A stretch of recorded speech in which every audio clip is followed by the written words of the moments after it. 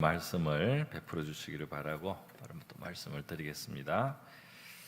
오늘 읽으신 창세기 9장 1절에서 2절까지 또 그 이후에 나오는 말씀은 이제 노아가 방주에서 나와서 하나님 앞에 제단을 쌓고 번제를 드릴 때 우리 하나님께서 그 받으시면서 하신 그 응답 중에 하나입니다.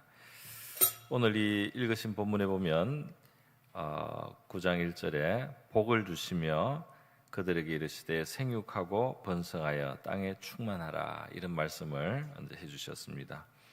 우리 이 말씀이 좀 익숙하게 들리는 분들이 많이 있을 텐데요. 왜냐하면은 바로 이러한 생육하고 번성하여 땅에 충만하라 하는 이런 말씀은 원래 하나님께서 인간을 처음 창조하시고 하셨던 그 축복의 내용과 바로 거의 같기 때문이죠.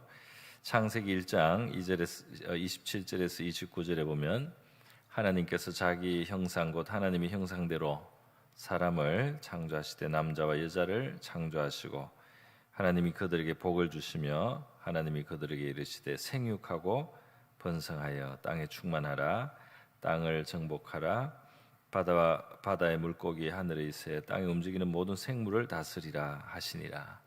이렇게 하나님이 그 축복하신 말씀인데 이제 창세기에서는 조금 더 압축적으로 그렇게 표현을 했습니다. 여기 창세기 9장에서 노아 때 비슷한 말씀을 하시고 있는 거죠. 창세기 1장 29절에 보면 축복도 하시고 또 먹을 것에 대한 말씀도 해주셨습니다. 하나님이 이르시되 내가 온 지면에 씨 맺는 모든 채소와 씨 가진 열매 맺는 모든 나무를 너에게 주노니 너희의 먹을거리가 되니라. 그러니까 이 사람은 이렇게 하나님께 복을 받았고 또 우리의 필요한 것을 하나님이 예비하셔서 주시는 이제 그런 관계로 원래 하나님 앞에 살아가게 되어 있었습니다. 어떤 의미에서 사람은 하나님께 받지 않은 것이 하나도 없다, 이렇게 말할 수 있겠습니다. 왜냐하면 무엇을 이렇게 먹을 것을 얻는다든지 하나님이 뭐 사명을 주신다든지 어떤 지배권을 주신다든지 또 그것을 수행할 수 있는 능력을 주신다든지 이런 것들이 이제 다 포함이 되어 있는데요.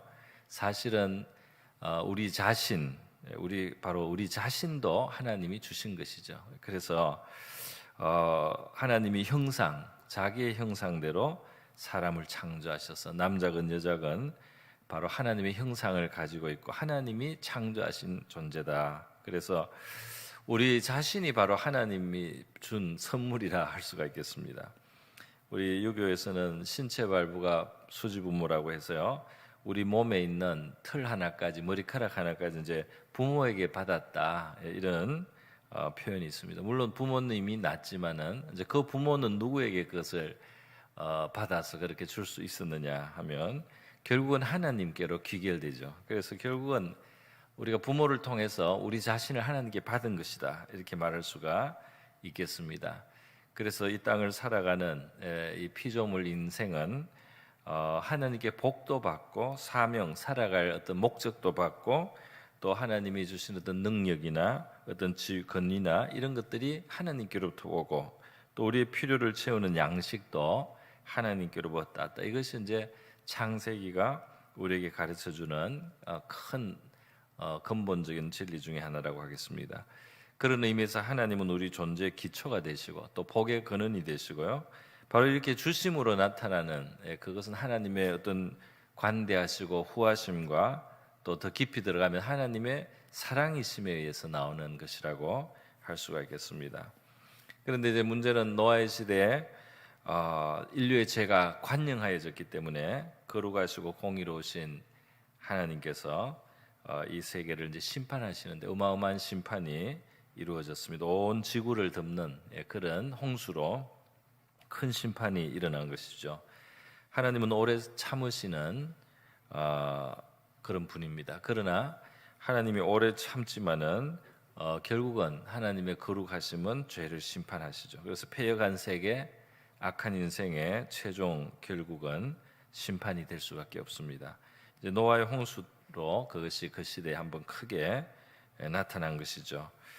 자, 그런데 이런 어마어마한 홍수의 심판이 이제 일어났을 때 또 이제 그 이후에 이 세계가 완전히 청소가 된 이걸 보면 하나님이 처음에 주신 그 축복은 어떻게 됐는가 말이죠. 그 축복 대신에 지금 축복을 누리다가 타락한 인류의 그 죄가 쌓이니까 결국은 재앙을 만나고 심판을 만나게 되는데요. 하나님이 주시는 그 축복은 어디로 갔는가 하는 것입니다. 호흡이 코에 있는 모든 피조물들을 다 흙으로 돌아가게 하신 만큼 하나님이 큰 심판을 베푸셨는데 이것이 이제 끝인가? 끝이 아니었죠. 노아를 방주를 짓게 하고 그 가족을 보존하시고 또 그 짐승들도 동물들도 방주에 태워서 그 씨를 계속 이어갈 수 있도록 이제 그렇게 해주신 것입니다. 근데 이제 방주에서 나온 노아에게 하나님께서 이 축복해 주시는 장면, 바로 오늘 봉독하신 그 말씀, 이제 이것이 갖는 의미가 굉장히 크다고 하겠습니다. 다시 말해서 하나님이 원래 인류에게 주셨던 그 축복, 인류가 살아갈 수 있게 또 인류의 종기가 있는 바로 이러한 축복을 심판 이후에 다시 한번 하나님이 되풀이해서 말씀을 해주신단 말이죠. 그러니까 다시 말해서 하나님은 변함이 없으셨어요. 그러니까 하나님은 원래 사랑의 하나님이시고 또 축복하시는 하나님이십니다. 인류에게 베푸시는 하나님이에요. 그런 하나님인데 심판을 하나님이 행했다고 해서 그 축복하시는 하나님이, 사랑의 하나님이 바뀐 것이 아니었습니다. 하나님의 의로움과 거룩함은 심판을 하게 하지만은, 그러나 여전히 하나님은 사랑의 하나님이셨고 그리고 베푸시는 하나님이셨고 인류를 축복하기 원하시는 바로 똑같은 선하신 하나님이셨다 하는 것입니다.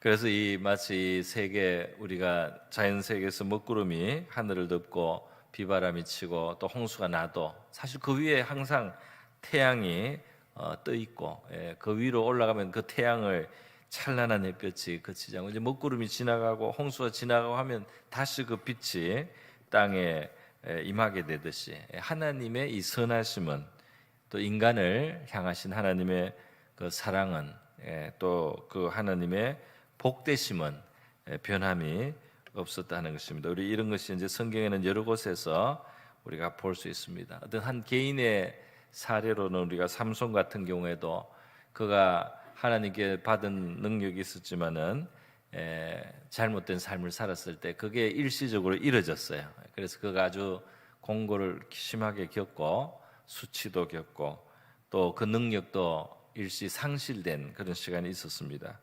그러나 그의 머리가 다시 자라고 하나님이 그의 기도에 응답하실 때 다시 그 능력이 그에게 나타났다는 것을 볼 수 있습니다. 그러니까 이 머리카락이 자르면 자연스럽게 자라듯이 이 꾸준히 하나님이 주시는, 베푸시는 하나님께로부터 오는 그 능력이, 힘이, 은혜가 있었던 것입니다. 로마서 11장에 보면 하나님의 은사와 부르심에는 후회함이 없느니라. 그래서 이스라엘의 역사를 보면은 얼마나 하나님의 그 기대에 미치지 못합니까? 그럼에도 불구하고 하나님이 이스라엘을 선민으로 처음에 택하신 후에 그들을 향해서 특별히 지위를 주신 그것이 끝까지 결국은 유효하게 되어서 이스라엘이 결국은 하나님 앞으로 돌아오게 된다는 그런 말씀을 로마서는 우리에게 해주고 있습니다. 이렇게 인류를 향해서, 인류가 타락한 이후에도 그리고 홍수의 심판을 당한 이후에도 하나님은 그 남은 자들에게 이와 같이 하나님의 선하심으로 대하고 또 그 복을 회복시켜 주고 있는 것을 우리가 보면서요, 하물며 예수 그리스도라고 하는 하나님이 우리를 위해서 구원자로 주신 바로 그분 앞으로 나와서 예수께 속하여 살기로 하는 바로 이러한 믿음의 백성들에게 우리 하나님이 비록 이 세계가 타락한 세계고 우리 안에도 죄가 아직도 역사하고 있지만은, 그러나 이 예수 안에 있는 자들에게 베푸실 하나님의 은혜가 크다는 사실을 우리가 기억해야 할 것입니다. 하나님은 정말 변함이 없으신 하나님이세요. 그래서 그의 임하심은 새벽빛과 같이 일정하다는 말씀이 있습니다. 하나님을 여러 존재로도 비유하지만 때로는 반석이라고 비유를 하는데요, 이 반석이라고 할 때는 여러 가지 의미가 있겠지만 그 중에 하나는 변치 않는다는 그런 의미도 있다고 믿습니다. 그래서 변치 않는 하나님, 변치 않게 우리의 기초가 되어주시는 그런 신실하신 하나님을 성경은 증거하고 있습니다. 히브리서 13장 8절에는 예수 그리스도는 어제나 오늘이나 영원토록 동일하시니라 그랬어요. 그래서 변함이 없으시다. 그가 베푸신 은혜, 그가 베푸신 사랑의 그 모습은 결코 변하지 않습니다. 그래서 하나님이 심판으로 이 큰 홍수를 이 땅에 보내고 나서 이 다시 축복하시는 것은 하나님으로서는 당연한 바로 하나님이 하시는 일인 것입니다. 그래서 다시 생육하고 번성하고 땅에 충만하라고 말씀하시죠. 이제 노아만 구원받은 것이 아니라 사실 노아의 가족들, 노아의 아들들이 함께 복을 받았는데 오늘 본문에도 하나님이 노아와 그 아들들에게 복을 주셨다 그랬어요. 이 아들들은 노아만큼 의롭지는 않았습니다. 그러나 이 아들들이 노아의 아들들이기 때문에 결국 이 방주를 함께 참여할 수가 있었고 구원을 받을 수 있었고 새 세계를 얻을 수가 있었습니다.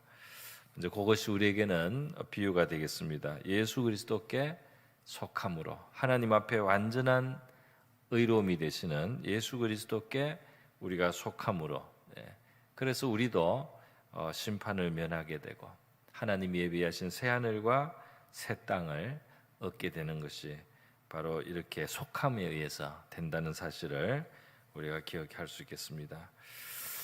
여러분 노아는 그 가족은 이 하나님의 방주에 있으면서 이 심판을 통과한 겁니다. 그죠? 심판을 통과하고 새 세계가 열렸습니다. 그리고 하나님의 복의 대상이 되었습니다. 예수 그리스도는 십자가에서 하나님의 심판을 받으신 겁니다. 의로우시지만 우리를 위해서 심판을 받은 바로 그 예수께 우리가 속하고 그 예수를 영접하고 예수와 함께 살 때 예수의 십자가에서 우리를 향한 저주와 심판, 그러니까 우리의 죄가 원래 불러와야 될 저주와 심판이 예수님의 십자가에서 끝났다 말이죠. 예수님의 십자가에서 그것이 처리가 됐다 하는 것이 바로 이제 영적인 복음의 진리라고 하겠습니다. 그래서 새로운 삶의 기회가, 새로운 삶을 하나님이 우리에게 주실 수 있는 근거가 주어졌다는 거예요. 홍수로 심판하고 새 땅이 열린 듯이 말이죠. 십자가가 있고 바로 예수 안에서 십자가로 심판이 통과되고 그리고 우리에게 새로운 삶이 주어지고 하나님의 축복의 말씀이 들려지게 되는 줄 믿습니다. 그래서 우리가 예수님을 바라보고 우리를 위해서 십자가를 감당하신 그 예수님 안에 우리가 자신을 둘 때 말이죠. 우리 하나님께로부터 오시는 축복의 말씀이 우리의 마음속에 임하게 될 줄로 믿습니다. 하나님은 생육하고 번성하고 땅에 충만하라 이렇게 말씀해 주시고요. 요한 3서 1장 2절 말씀에 또 다른 표현에 의하면 사랑하는 자여 너의 영혼이 잘된 같이 너가 범사에 잘되고 강건하기를 내가 간구하노라. 사도 요한의 소원이자 바로 주님의 소원인 것입니다. 이 우리를 향하신 주님의 변치 않는 하나님의 변치 않는 선한 의지와 축복을 우리가 기억하고 기도하시는 이 아침이 될 수 있기를 바랍니다. 우리 형편은 지금 어려워 보이지만은 주님은 반드시 변치 않는 하나님은 우리를 향해서 은총의 말씀을 베푸시라고 믿습니다.